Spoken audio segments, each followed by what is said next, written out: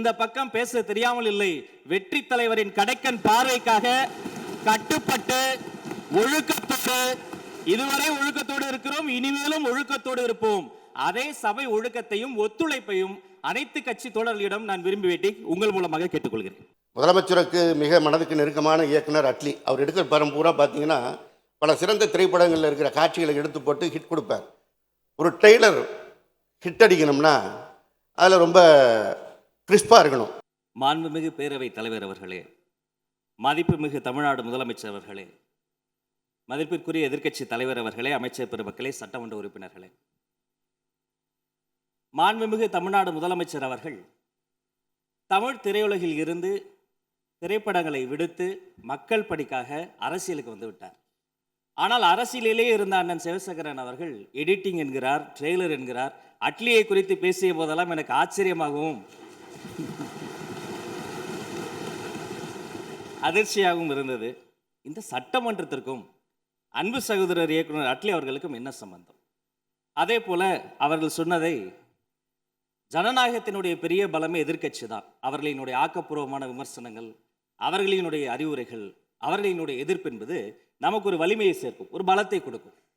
அதே சமயம் விதானவாதமாக சில விஷயங்களை திரித்து அதனுடைய உண்மை தன்மை புரிந்த பின்பும் அதை வம்பிற்காக பேசுவது என்பது எப்படி சரியாக இருக்கும் என்பதை நாம் புரிந்து கொள்ள வேண்டும். அது மட்டுமல்ல, அவர் குறிப்பிட்டார், காலங்கள் மாறும் காட்சிகள் மாறும் என்றார். இந்த சட்டமன்றத்தை பாருங்கள், காலங்கள் மாறிவிட்டது, காட்சி மாறிவிட்டது. மாண்புமிகு பேரவைத் தலைவர் சொன்னதை போல நான் ரசித்து கேட்டேன் அந்த வரியை. அன்றும் இன்றும் என்றும் தமிழ்நாட்டு மண்ணுக்கும் மக்களுக்கும் ஒரு குணம் இருக்கிறது. மாநில உரிமை, தமிழ் மொழி எங்கள் உயிருக்கும் மேல், தமிழ் எங்கள் பேச்சு, தமிழ் எங்கள் மூச்சு, தமிழ்தான் எங்களினுடைய ஒரே பிரதான உயிர் இலக்கு. நேற்றும் முதலில் எது பாடப்பட வேண்டும் என்ற ஒரு விஷயம் வந்தபோது தமிழ்த்தாய் வாழ்த்துத்தான் முதலில் பாடப்பட வேண்டும் என்று ஒன்றிய அரசின் சுற்றறிக்கையை மீறி தமிழ்த்தாய் வாழ்த்தைக்கு முதலிடம் கொடுத்தோம். என்றும் அதைத்தான் நாங்கள் பின்பற்றுவோம் என்று சொல்லி நம்முடைய சட்டமன்றத்தில் மேகதாது உள்ளிட்ட பல்வேறு பிரச்சனைகளை பேசி ஆக்கப்பூர்வமாக இதை டேக்கிங் ஃபார்வர்ட் அடுத்த கட்டத்தை நோக்கி நாம் சென்று கொண்டிருக்கிறோம். மீண்டும் 2 சட்டமன்ற உறுப்பினர்கள் அவர்களுக்குள் இந்த வார்த்தை விளையாட்டை பேசிக்கொள்வதை விடுத்து ஆக்கப்பூர்வமான அரசியலுக்கு நோக்கி நாம் செல்ல வேண்டும் என்பதை மாண்புமிகு பேரவைத் தலைவர் மூலமாக கேட்டுக்கொள்கிறேன். நன்றி. போதைப் பொருள் தடுப்பதற்கான போதைப் பொருள் தடுப்பு படை ஒன்றை தொடங்குவோம் என்று சொன்னார்கள். இன்றைக்கு வரைக்கும் அது எனக்கு தொடங்கினதாக தெரியவில்லை. 3வது சிங்கப்பெண் சிறப்பு அதிரடிப்படை என்று ஒரு திட்டத்தை அறிவித்தார்கள். அதை இன்றைக்கு தொடங்கி வைத்திருக்கின்றார்கள் மாண்புமிகு முதலமைச்சர் அவர்கள். பள்ளிக்கல்வித்துறை அமைச்சர் மாண்புமிகு பேரவைத் தலைவர் அவர்களே, போகிற போக்கில் பொத்தாம் பொதுவாக சில வார்த்தைகளை அண்ணன் சொல்லிவிட்டார். போதைப் பொருள் தடுப்பு நடவடிக்கை குறித்து அண்ணன் கேட்டார். அவருக்கான பதிலாக ஜூன் மாதம் 3ஆம் தேதி தொடங்கி 16ஆம் தேதிக்குள் 473 போதைப் பொருள் தொடர்பான வழக்குகள் பதிவு செய்யப்பட்டு 672 போதைப் பொருள் ரவுடிகள் கைது செய்யப்பட்டு, நான் இங்கு பேசிக் கொண்டிருக்கிற இதே வேளையிலே தமிழ்நாடு முழுக்க திக்கெட்டும் திசையிட்டும் 38 மாவட்டங்களில் கைப்பற்றப்பட்ட சுமார் 10,56,00,000க்கும் அதிகமான போதைப் பொருட்களை எல்லாம் கொட்டி அழித்து எரித்து போதை சாம்ராஜ்யம் மாண்புமிகு முதல்வரின் ஆட்சியில் வேரோடும் வேரடி மண்ணோடும் ஒழிக்கப்பட்டுக் கொண்டிருக்கிறது. அது மட்டுமல்ல, குடிபோதையில் வாகனம் ஓட்டுவதற்கு எதிராக சிறப்பாக காவல்துறை செயல்பட்டு 16,031 பேர் குடிபோதையில் வாகனம் ஓட்டியது தொடர்பான வழக்குகள் பதிவு செய்யப்பட்டிருக்கிறது. பெண்கள் மற்றும் குழந்தைகளுக்கு எதிரான குற்றங்களை குறித்து பலரும் தங்களுடைய பேச்சுகளில் சுட்டிக்காட்டினார்கள். சிங்கப்பெண் சிறப்பு படை என்பது வரலாற்று சிறப்பு மிக்க பொன்னெழுத்துக்களால் பொறிக்கப்பட வேண்டிய ஒரு மாபெரும் முயற்சி. இந்த சிங்கப்பெண் சிறப்பு படை திட்டத்தினுடைய முதல் கட்டம் phase 1 இப்பொழுது தொடங்கப்பட்டிருக்கிறது. பின்பு phase 2, phase 3 என்று அடுத்தடுத்த கட்டங்கள் வரும். இந்த phase 1லேயே சிங்கப்பெண் முதல் கட்டத்திலேயே வெற்றிகரமாக தொடங்கப்பட்டு 70 சிங்கப்பெண் சிறப்பு படைக்கல அலகுகள் உருவாக்கப்பட்டு உதவி ஆய்வாளர்கள், காவல்துறையினுடைய பணியாளர்கள் என்று ஒரு திட்டமிடப்பட்ட கட்டமைக்கப்பட்ட ஒரு ஸ்ட்ரக்சர் உருவாக்கப்பட்டு தமிழ்நாடு முழுக்க ரோந்து பணிகள் மேற்கொள்ளப்பட்டு கல்வி நிறுவனங்களில் மட்டும் 1315 கல்வி நிறுவனங்களில் விழிப்புணர்வு நிகழ்ச்சிகள் நடத்தப்பட்டு பொது இடங்களில் 1418 இடங்களில் விழிப்புணர்வு நிகழ்ச்சி நடத்தப்பட்டு நேரில் சென்ற 69 வழக்குகள் பதிவு செய்து விசாரித்து ஆதரவு சேவைகளுக்காக 25 வழக்குகளுக்கு அனுப்பப்பட்டு காணாமல் போன ஒரு குழந்தையும் பெண்ணையும் சிங்க பெண்கள் சிறப்பு படை கண்டுபிடித்து வீட்டுக்கு அனுப்பி வைத்திருக்கிறார்கள். அது மட்டுமல்ல, கடந்த 15-20 நாட்களுக்குள்ளாக சற்றொப்ப 1328 நினைவு சரியாக இருக்குமானால் அந்த குற்றவாளிகளாம் அடையாளம் காணப்பட்டு உடனடியாக கைது செய்யப்பட்டு பிணையில் ஜாமீனில் வெளிவர முடியாத பிடியாணை பிறப்பிக்கப்பட்டு சற்றொப்ப 2500 சொச்சம் அந்த சீரியல் அஃபெண்டர்ஸ், அதாவது 18 குற்றவாளிகளை எல்லாம் உடனடியாக பிடித்து கிட்டத்தட்ட 4000க்கும் அதிகமான சமூக விரோதிகளை சிறைச்சாலையில் தள்ளி இருக்கிறது தமிழ்நாடு காவல்துறை என்பதை இதன் மூலமாக தெரிவித்துக் கொள்கிறேன்.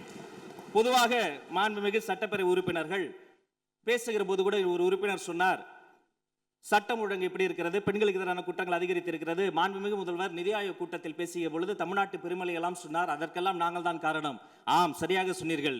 இந்த தமிழ்நாட்டில் சீரழிந்திருக்கிற போதை பழக்கத்திற்கும் சட்ட ஒழுங்கு பிரச்சனைகளுக்கும் இதற்கு முன்னால் ஆண்டவர்களும் ஒரு காரணம் என ஒப்புதல் வாக்குமூலத்தை கொடுத்திருக்கிறது என்பதையும் சுட்டிக்காட்டி மீண்டும் சொல்கிறேன், சரித்திர சிறப்பு வாய்ந்த சிங்கப்பெண்கள் சிறப்பு படை சிறகடித்து பறக்கிறார்கள்.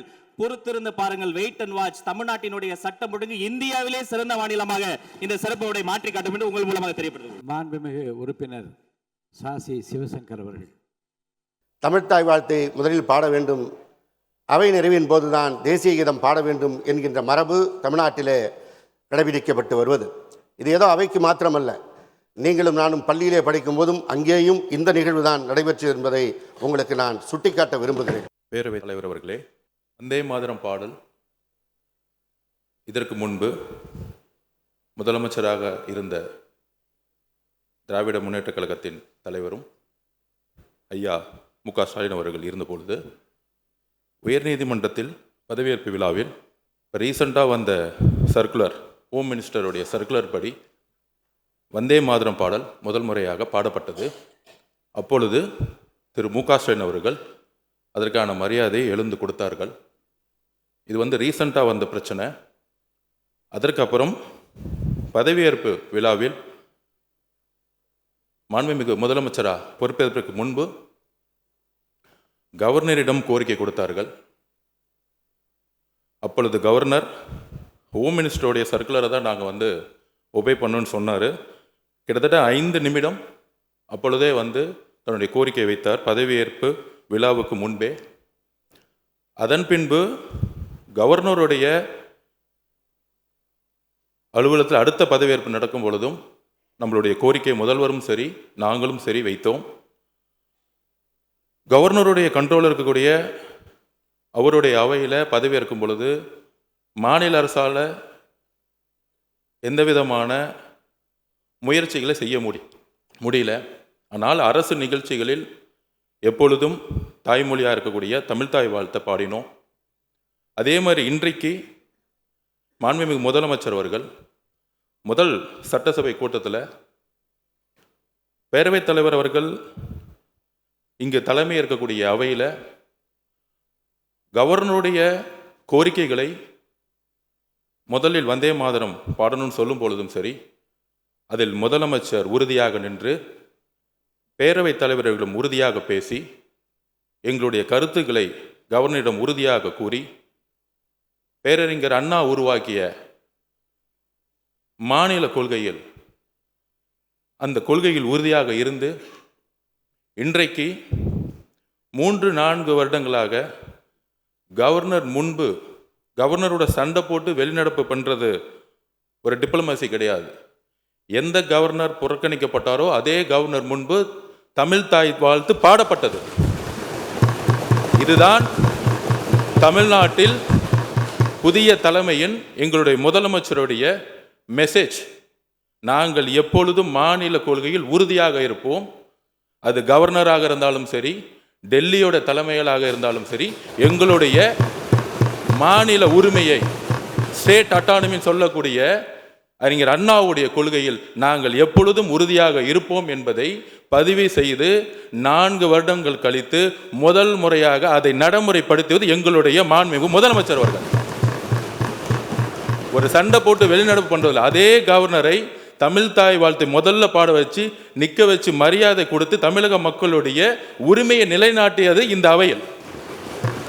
அதனால இதை திராவிட முன்னேற்ற கழகத்துடைய தோழர்கள், உங்களுடைய கொள்கையும் எங்களுடைய கொள்கையும் அண்ணாவுடைய கொள்கையும் தான். இதில் எந்த விதமான கருத்து வேறுபாடும் கிடையாது. இதில் நம்மக்கிட்ட எந்த விதமான வேறுபாடும் கிடையாதுங்களை நம்முடைய சகோதரர்களுடைய சட்டமன்ற உறுப்பினர்கிட்ட பதிவு பண்ணிக்கிறோம். அதில் நாங்கள் எப்பொழுதும் எங்கள் உயிரை விட உறுதியாக நாங்கள் இருப்போங்கிறதை பதிவு பண்ணிக்கிறோம்.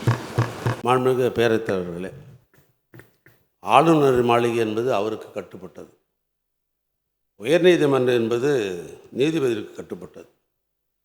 இந்த அவை என்பது முழு அதிகாரம் படைத்தது உங்களுடைய கட்டுப்பட்டது. ஆளுநராக இருந்தாலும் சரி, ஜனாதிபதியாக வந்தாலும் சரி, இந்த அரங்கத்தை பொறுத்தளவுக்கு உங்களுக்கு கட்டுப்பட்டது. நீங்கள் எடுக்கிற முடிவு தான் இறுதியான முடிவு. இதுதான் நான் காலகாலமாக எங்களுடைய சட்டமன்ற உறுப்பினர் சிவசங்கர் அவர்கள் எது ஒரு குற்றச்சாட்டும் சொல்லவில்லை. அவர் உங்களை கன்சிடர் பண்ண ஒரு கோரிக்கை வைத்திருக்கிறார். நடந்து முடிந்தது நல்லதாக நடந்திருக்கிறது. இனி நடப்பவையெல்லாம் நல்லதாகவே நடக்கும் என்பதை நான் தெரிவித்துக் கொள்கிறேன். ஒரு ட்ரெய்லர் ஹிட் அடிக்கணும்னா அதில் ரொம்ப கிறிஸ்பாக இருக்கணும். மாண்புமிகு பேரவைத் தலைவர் அவர்களே, மதிப்புமிகு தமிழ்நாடு முதலமைச்சர் அவர்களே, மதிப்பிற்குரிய எதிர்க்கட்சி தலைவர் அவர்களே, அமைச்சர் பெருமக்களே, சட்டமன்ற உறுப்பினர்களே, மாண்புமிகு தமிழ்நாடு முதலமைச்சர் அவர்கள் தமிழ் திரையுலகில் இருந்து திரைப்படங்களை விடுத்து மக்கள் பணிக்காக அரசியலுக்கு வந்து விட்டார். ஆனால் அரசியலிலே இருந்த அண்ணன் சிவசங்கரன் அவர்கள் எடிட்டிங் என்கிறார், ட்ரெய்லர் என்கிறார்.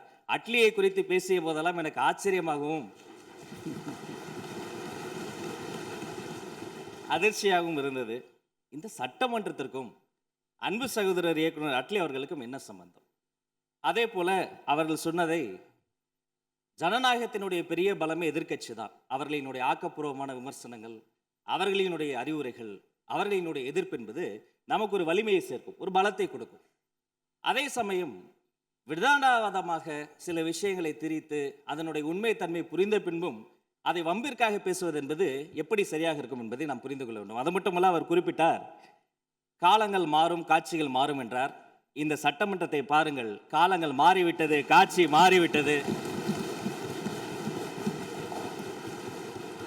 மாண்புமிகு பேரவைத் தலைவர் சொன்னதை போல நான் ரசித்து கேட்டேன் அந்த வரியை. அன்றும் இன்றும் என்றும் தமிழ்நாட்டு மண்ணுக்கும் மக்களுக்கும் ஒரு குணம் இருக்கிறது. மாநில உரிமை, தமிழ் மொழி எங்கள் உயிருக்கு மேல், தமிழெங்கள் பேச்சு, தமிழெங்கள் மூச்சு, தமிழ்தான் எங்களினுடைய ஒரே பிரதான உயிர் இலக்கு. நேற்றும் முதலில் எது பாடப்பட வேண்டும் என்ற ஒரு விஷயம் வந்தபோது தமிழ்த்தாய் வாழ்த்துத்தான் முதலில் பாடப்பட வேண்டும் என்று ஒன்றிய அரசின் சுற்றறிக்கையை மீறி தமிழ்த்தாய் வாழ்த்தைக்கு முதலிடம் கொடுத்தோம். என்றும் அதைத்தான் நாங்கள் பின்பற்றுவோம் என்று சொல்லி நம்முடைய சட்டமன்றத்தில் மேகதாது உள்ளிட்ட பல்வேறு பிரச்சனைகளை பேசி ஆக்கப்பூர்வமாக இதை டேக்கிங் ஃபார்வர்ட் அடுத்த கட்டத்தை நோக்கி நாம் சென்று கொண்டிருக்கிறோம். மீண்டும் 2 சட்டமன்ற உறுப்பினர்கள் அவர்களுக்குள் இந்த வார்த்தை விளையாட்டை பேசிக்கொள்வதை விடுத்து ஆக்கப்பூர்வமான அரசியலுக்கை நோக்கி நாம் செல்ல வேண்டும் என்பதை மாண்புமிகு பேரவைத் தலைவர் மூலமாக கேட்டுக்கொள்கிறேன். நன்றி. ஒரு ஆட்சி அமைகின்ற போது அந்த ஆட்சிக்கு உறுதுணையாக இருப்பதற்கு தான் இன்றைக்கு மேகதாட்டு பிரச்சனையிலே நீங்கள் கொண்டு வந்திருக்கின்ற தீர்மானத்தை திராவிட முன்னேற்ற கழகத்தின் சார்பாக எங்கள் எதிர்க்கட்சி தலைவர் வரவேற்றிருக்கின்றார். நல்லவைகளை வரவேற்போம், அல்லவைகளை சுட்டிக்காட்ட வேண்டும். இதுதான் சட்டமன்றத்தில் எதிர்க்கட்சியின் கடமை. உங்களுக்கும் எங்களுக்குமான வாக்கு வித்தியாசம் 17 லட்சம் தான். மக்கள் நலத்துறை அமைச்சர் அவர்கள். சற்று முன் பேசிய திராவிட முன்னேற்ற கழக சட்டமன்ற உறுப்பினர் கூறுகையில், தமிழக வெற்றி கழகத்திற்கும் திராவிட முன்னேற்ற கழகத்திற்கும் 17 லட்சம் வாக்குகள் மட்டும்தான் வித்தியாசம் என்று குறிப்பிட்டார். எந்த சூழ்நிலையில் அந்த வாக்கு வித்தியாசம் என்பதை மக்கள் அறிவர். தமிழக வெற்றி கழகம் தனித்து நின்று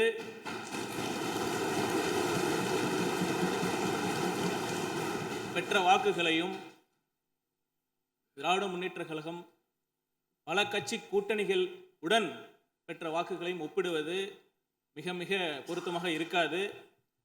நாங்கள் பெருமையுடன் சொல்வோம், எங்களுக்கு கிடைத்த ஒவ்வொரு வாக்கும் தமிழக வெற்றி கழகத்திற்காக மட்டும், தமிழக வெற்றி கழகத்தின் தலைவர் முதலமைச்சராக வர வேண்டும் என்பதற்காக விழுந்த வாக்குகள் தான். பல கட்சி கூட்டணிகளுடன் தேர்தலில் வெற்றி பெற்ற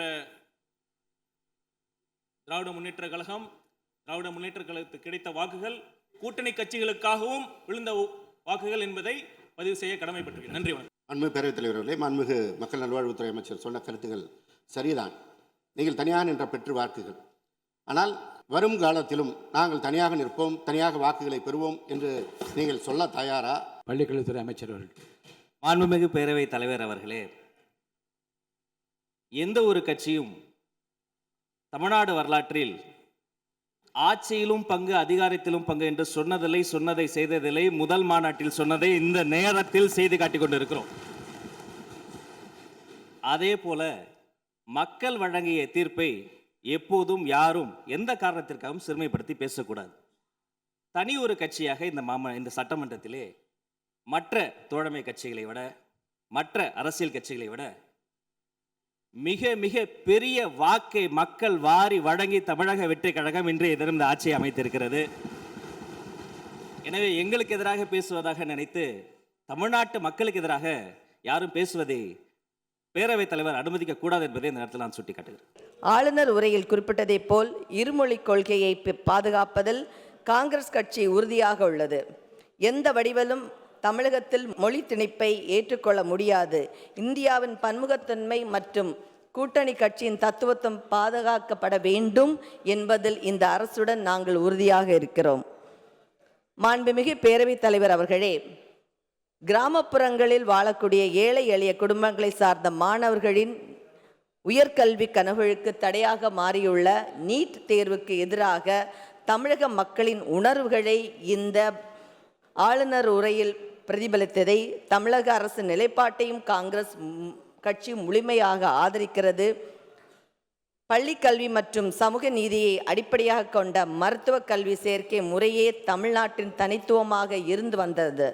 அந்த சமூக நீதி கொள்கையை மீட்டெடுக்கும் போராட்டத்திலும் காங்கிரஸ் கட்சி தொடர்ந்து உங்களுடன் தோள் கொடுக்கும் என்பதையும் நான் இந்த நேரத்தில் குறிப்பிட விரும்புகிறேன். மாண்பு உறுப்பினர் விஜய் சரவணன் பேச ஆரம்பிக்கலாம்.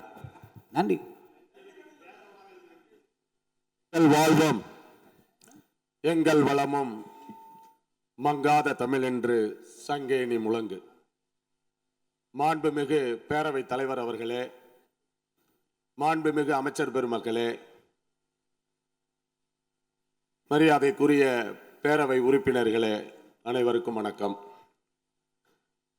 வரலாற்று சிறப்பு மிக்க இந்த மாபெரும் பேரவையில் ஆளுநர் உரைக்கு நன்றி தெரிவிக்கின்ற தீர்மானத்தின் மீது பேசுகின்ற வாய்ப்பை வழங்கி இருக்கக்கூடிய பேரவை தலைவர் அவர்களுக்கும், நாளெல்லாம் எங்கள் நெஞ்சில் இதய ஓட்டத்தை துடிப்போடு இயக்கிக் கொண்டிருக்கின்ற இளைஞர்களின் எழுச்சி நாயகர், தமிழகத்து தாய்மார்களின் போற்றுதலுக்குரிய புதல்வர், நாளைய தமிழகத்தை, நாளைய இந்தியாவையே வழிநடத்தக்கூடிய தகுதி பெற்ற ஆற்றல் மிகு முதல்வர் எங்களின் அன்பிற்கு உரிய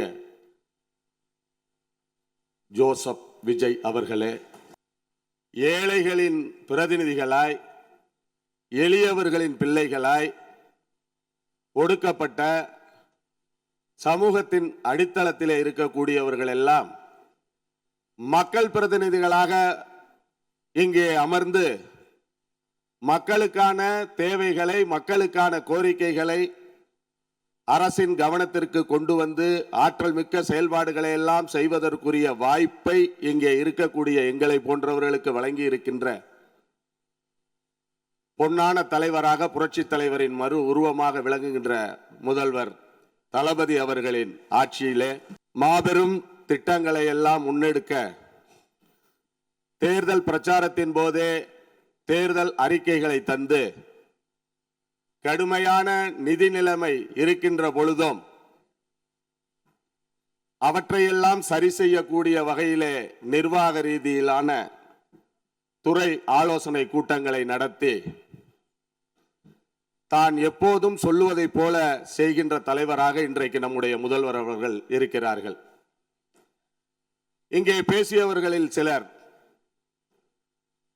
பேரறிஞர் அண்ணா அவர்கள் 67 ஏற்படுத்திய புரட்சியும் 77 எம்ஜிஆர் அவர்கள் ஏற்படுத்திய புரட்சியும் 2026 தளபதி அவர்கள் ஏற்படுத்தி இருக்கிற புரட்சியையும் பற்றி இரண்டும் ஒன்றல்ல என்று சொன்னார்கள்.